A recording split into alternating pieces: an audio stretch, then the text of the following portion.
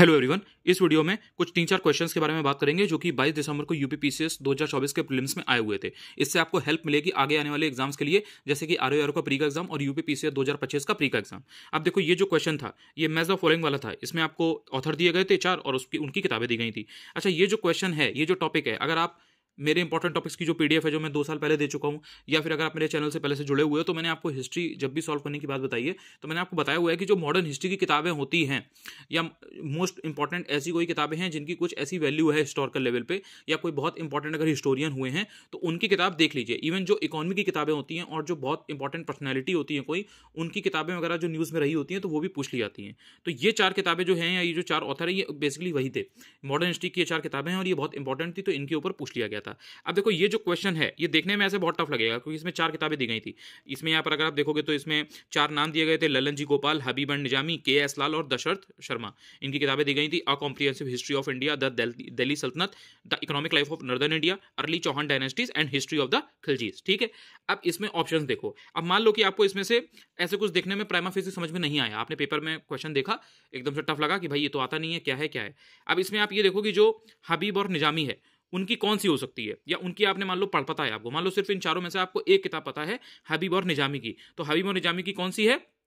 A comprehensive history of India, the Delhi सल्तनत। अगर आपको ये किताब पता है और आपने बी का 1 लगाया, बी का 1 और देखो आपको किसी चारों ऑप्शन में से मिल रहा है, नहीं मिल रहा है, आपको सिर्फ पहले ऑप्शन में देखने को मिल रहा है बी का 1। जैसे ही आपने बी का 1 लगाया तुरंत आपने देखा कि ए का 2 आ रहा है, यानी कि ललन जी गोपाल की the economic life of northern India आ जा रही है। उसके बाद में सी का 4 आ जा रहा है, यानी कि के.एस. लाल की हिस्ट्रीज ऑफ द खलजीज आ जा रही है। और उसके बाद में डी का 3 आपने लगा दिया, दशरथ शर्मा का अर्ली चौहान डायनेस्टीज। अब ये जो क्वेश्चन है ये ऐसे देखने में बहुत टफ है, अगर आपने नहीं पढ़ा है तो नहीं कर पाओगे। लेकिन अगर आपको इसमें हबीब और निजामी की a comprehensive history of India है, a comprehensive history of India, the Delhi sultanate, इन लोगों की अगर आपको इतना आइडिया है, कहीं ना कहीं सिर्फ एक ऑप्शन को जानने से इस क्वेश्चन को आप आसानी से सॉल्व कर ले जाते।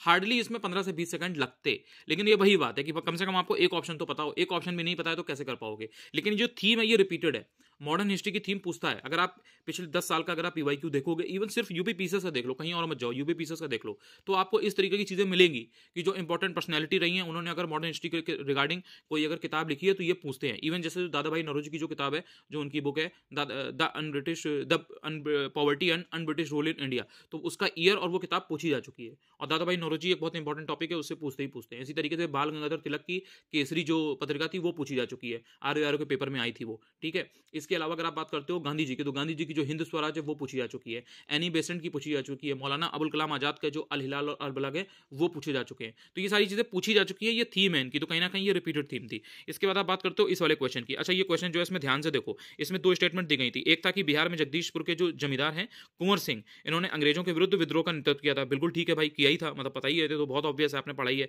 जो दूसरा वाला स्टेटमेंट है वो देख लो, लॉर्ड डलहौजी ने रानी लक्ष्मीबाई के दत्तक पुत्र को उत्तराधिकारी होने की मान्यता प्रदान की थी, यानी कि Lord Dalhousie recognise the adoptation of Rani Laxmibai as their heir apparent. अब देखो ध्यान दो, ये जो क्वेश्चन आया हुआ है, जो दोनों स्टेटमेंट हैं, अगर आप इसको देख पा रहे हो तो क्या ये 1857 के रिवोल्ट वाली थीम नहीं है?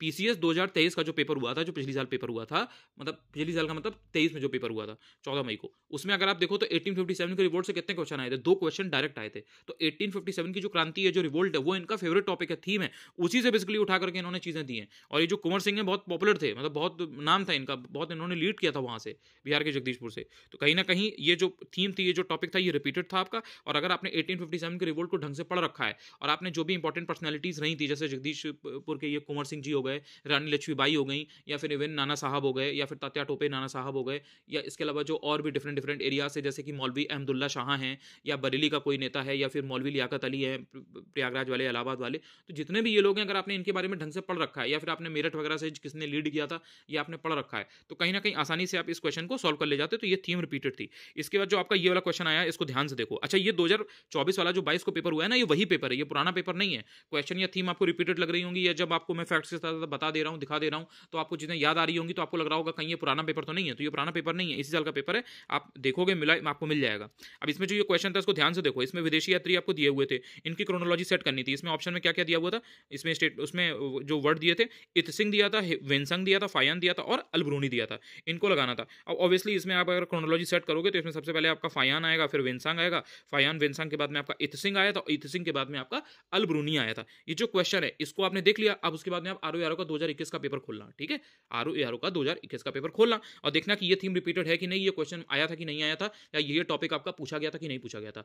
टैबलेट से क्वेश्चन पूछे जाते हैं, उनकी क्रोनोलॉजी पूछी जाती है, ये तो मैं आपको बताते ही चला रहा हूँ, कम से कम 15-20 जगह पर मैंने बता रखा है आपको, 2 साल से मैं ही इतना बताता चला रहा हूँ आपको। लेकिन आपने पेपर में भी ये चीज़ इवन देखी होगी, जब आपने 2021 का पेपर अगर दिया होगा या PYQ सॉल्व किया होगा, तो उसमें आपने ये चीज़ सॉल्व की होगी। तो कहीं ना कहीं ये रिपीटेड थीम थी, ये इंसान पढ़कर जाता है, बहुत बेसिक क्वेश्चन था। ये वाला question easy to moderate category का ही है, ये टफ क्वेश्चन में, डिफिकल्ट क्वेश्चन में बिल्कुल भी नहीं आता है, और ज़्यादातर लोगों ने इसको सही भी किया था, ऐसा नहीं है कि ये सबका गलती हो गया था।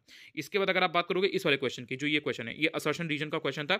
इसमें उन्होंने असर्शन दे रखा था, अभिकथन दे रखा था कि बलबन ने अपने शासन को सुदृढ़ बनाया और संपूर्ण सत्ता को अपने हाथों में केंद्रित कर लिया, यानी कि जो सेंट्रलाइज सिस्टम उसने बेसिकली करवा दिया। रीजन इन्होंने जो दिया तो वो ये दिया था कि वह उत्तर पश्चिमी सीमा को, यानी कि जो नॉर्थ वेस्ट बॉर्डर है, सीमा है, फ्रंटियर है, उसको ये मंगोल आक्रमण से, यानी कि मंगोल इन्वेजन से सुरक्षित करना चाहता था, प्रोटेक्ट करना चाहता था। तो इसमें बेसिकली सी आंसर है कि दोनों स्टेटमेंट अपनी जगह तो सही है, लेकिन जो रीजन है वो करेक्ट रीजन नहीं है, यह व्याख्या नहीं करता, ठीक है।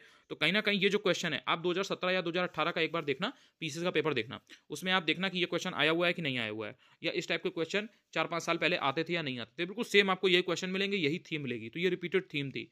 और इवन जो बलबन है वो बहुत इंपॉर्टेंट है। तो Balban important as a personality, as an individual अगर आप देखोगे तो बलबन हो गया, या शेरशाह सूरी हो गया, या फिर आपका कुतुबुद्दीन ऐबक हो गया, या इवन फिरोज शाह तुगलक हो गया, मोहम्मद बिन तुगलक हो गया, या अलाउद्दीन खिलजी हो गया, ये 4-5 नाम ऐसे हैं जो बहुत इंपॉर्टेंट है, इनसे आयोग पूछता चला आ रहा है, ठीक है। ऐसे तो मिडिवल हिस्ट्री में अगर आप देखोगे, स्लेव डायनेस्टी में, गुलाम वंश में, तो आपको बहुत सारे रूलर्स मिलेंगे। आपको इसके अलावा इल्तुतमिश और बलबन के अलावा बहुत सारे नाम मिलेंगे, रजिया सुल्तान से लेकर के और बहुत सारे नाम हैं। अगर आप खिलजी में आओगे तो खिलजी में अलाउद्दीन खिलजी की जगह जलालुद्दीन खिलजी भी है। उसके अलावा भी बहुत सारे हैं, जैसे मुबारक शाह खिलजी है, सैयद डायनेस्टी भी है, तुगलक डायनेस्टी भी है। तो इतने सारे नाम हैं, लेकिन ये जो 4-5 गिने चुने 6 नाम है ना, इनमें से ही वो बार बार रिपीट करके पूछता है। तो इनके बारे में अगर आपको बेसिक फैक्ट्स पता है तो आप आसानी से चीज़ें कर ले जाएंगे। तो ये भी रिपीटेड थीम थी। तो देखो, ये जो मैंने आपको क्वेश्चन बताए हैं, 4 के 4 क्वेश्चन आपने देख लिया कि किस तरीके से सॉल्व हो सकते थे, या इनकी थीम किस तरह से रही है, या ये कितने इंपॉर्टेंट थे। तो अगर आपको ऐसे इन्फॉर्मेटिव वीडियोस आगे भी चाहिए तो आप कहीं ना कहीं चैनल को सब्सक्राइब कर सकते हैं, तो आपको वीडियो देखने को मिलते रहेंगे। टेलीग्राम चैनल अनुज चतुर्वेदी ऑफिशियल है, आप टेलीग्राम पर सर्च करेंगे आपको मिल जाएगा। तो आई वुड हम्बली रिक्वेस्ट कि आप चैनल को सब्सक्राइब जरूर कर लें, और चैनल को टेलीग्राम पर जरूर ज्वाइन कर लें। Thank you so much.